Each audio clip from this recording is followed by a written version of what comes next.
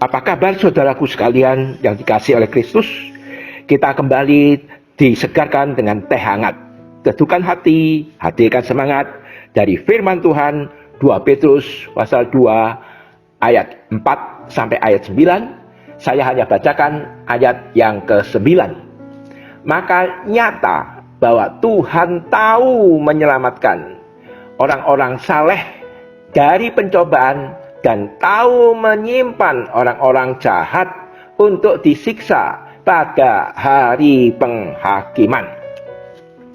Panduan doa selalu berdoa untuk keselamatan jiwa-jiwa. Dan kita juga tahu apa maksudnya Gusti ora sare. Tuhan tidak pernah tidur, atau not denied, just delayed.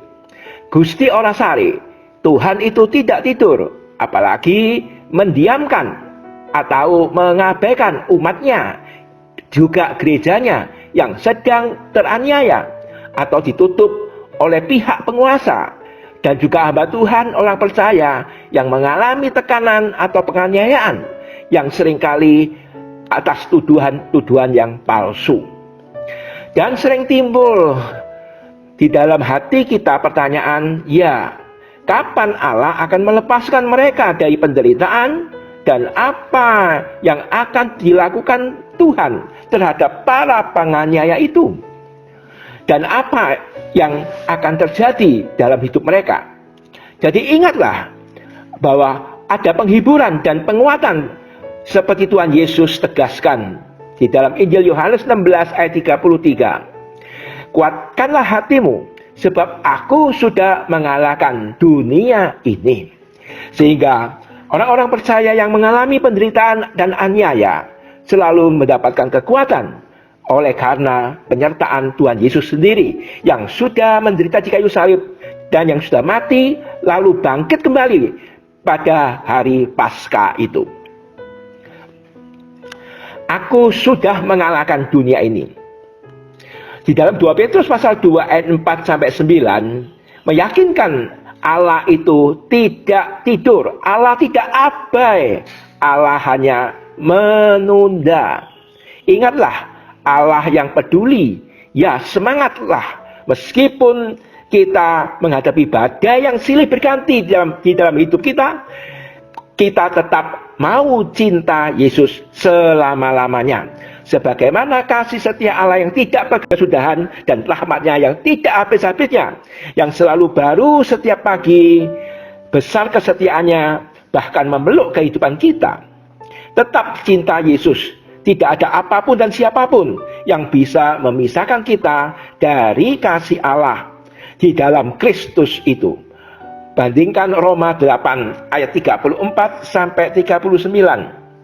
Di dalam bacaan tadi kita membaca tentang guru-guru palsu yang menganiaya jemaat, yang mengacau kondisi jemaat, sehingga kita selalu disusahkan. Tetapi percayalah bahwa ada penghakiman. Itu kalau kita baca di dalam ayat yang keempat, pada akhirnya pasti mereka menerima penghakiman. Ayat 9. Allah tahu bagaimana cara menyelamatkan umatnya, yaitu kita dalam zaman ini. Sehingga kita tahu pada waktunya nanti Tuhan sendiri yang akan bertindak menolong, sebagaimana Tuhan pernah menolong umatnya Israel ketika mereka diperbudak di Mesir. Ada 3 contoh yang kita baca yang terjadi pada masa yang lalu. Bagaimana cara Allah menghukum para orang fasik dan guru-guru palsu itu yang mengganggu orang-orang beriman. Pertama, malaikat Tuhan yang memberontak itu pasti dihakimi, ayat yang keempat. Dan contoh yang kedua, Allah sendiri yang bertindak pada zaman Nuh dengan air bah, ayat yang kelima. Dan yang contoh yang ketiga, bagaimana penghakiman atas Sodom dan Gomora, ayat 6 dan 8. Dan di sana pada waktu itu Allah menyelamatkan Lot beserta dengan istri dan anaknya. Sehingga dengan demikian, melalui 3 contoh ini, kiranya kita dikuatkan selalu di dalam menjalani hidup beriman kita, hidup mengasihi, dan hidup berpengharapan selalu. Sehingga kita mempunyai selalu melihat pertolongan Tuhan pada waktunya dan kekekalan kasih Allah yang tidak pernah berubah, sehingga di dalam pencobaan apapun marilah kita tekun setia. Tuhan memberkati kita sekalian. Mari kita berdoa. Tuhan Yesus, terima kasih bahwa Engkau Allah kami yang hidup, Allah yang sudah bangkit dari antara orang mati, yang mengalahkan maut.